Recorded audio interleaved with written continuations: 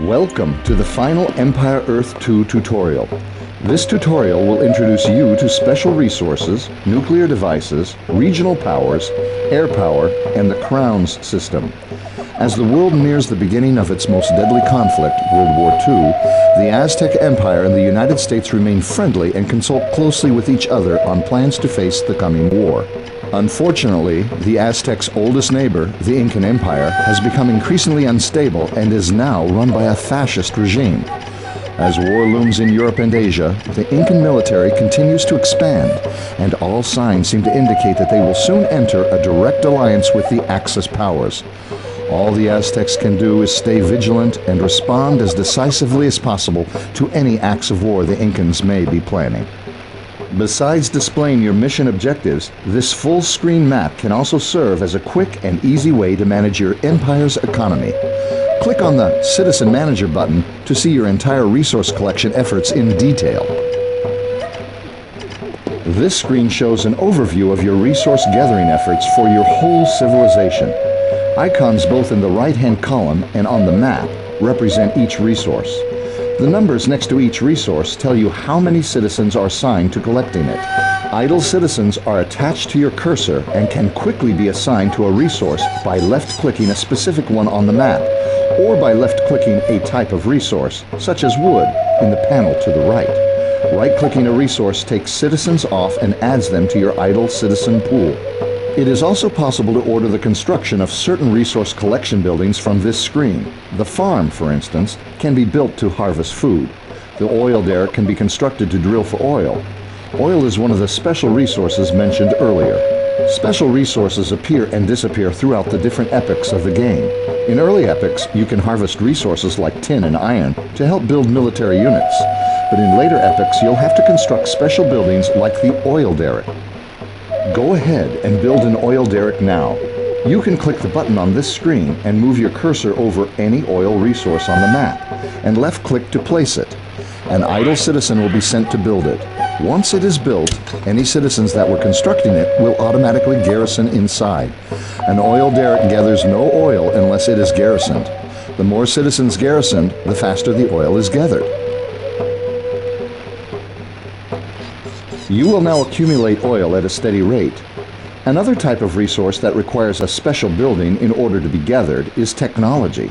If you assign some citizens to the Tech Points resource in the right-hand panel, those citizens will move to the nearest university and garrison it. Tech Points are critical to researching technologies and moving your civilization forward through the epochs. Press the Tab key to exit this screen when you are ready to continue. Open the Tech Tree to see what technologies are available to be researched this epoch. Every epoch has 12 technologies that can be researched. These are broken up into 3 categories that relate to different aspects of the game.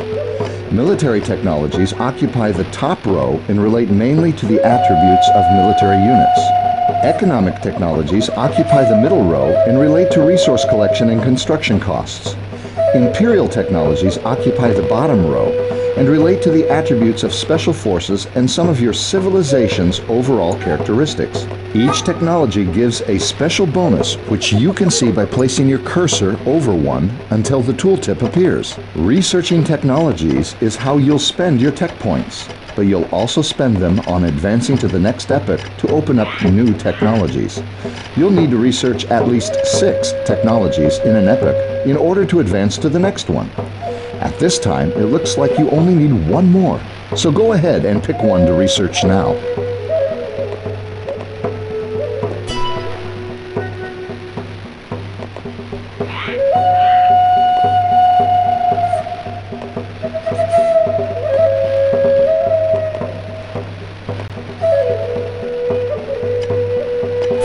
Advance to Epoch 13 by left-clicking on the flashing epoch display at the top of the screen.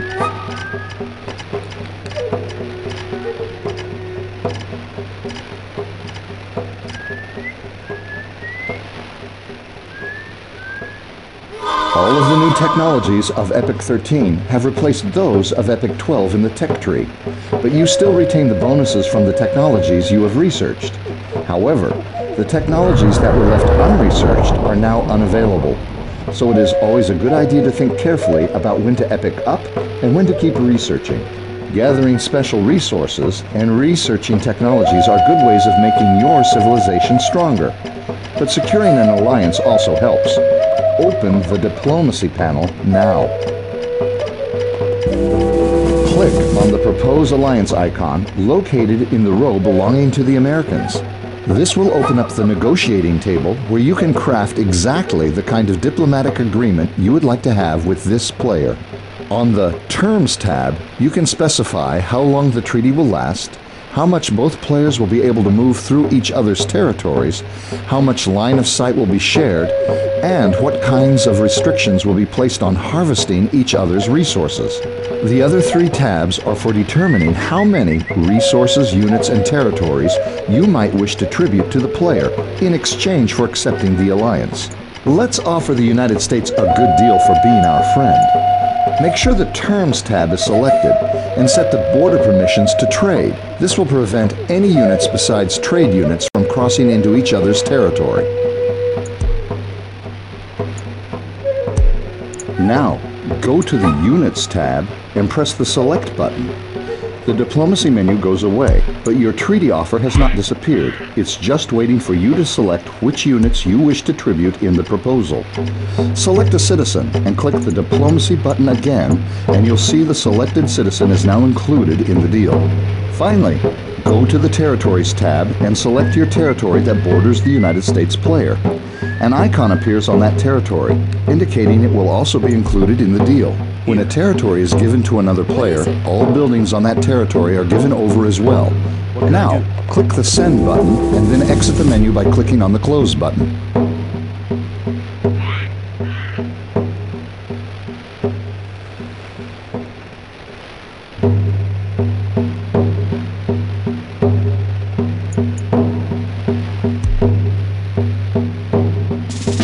It seems the Americans have another kind of treaty in mind.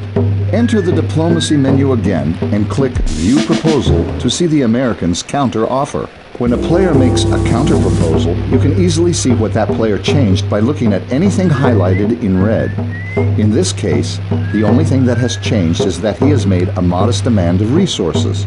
Click Accept to accept the treaty as it is and formalize the alliance.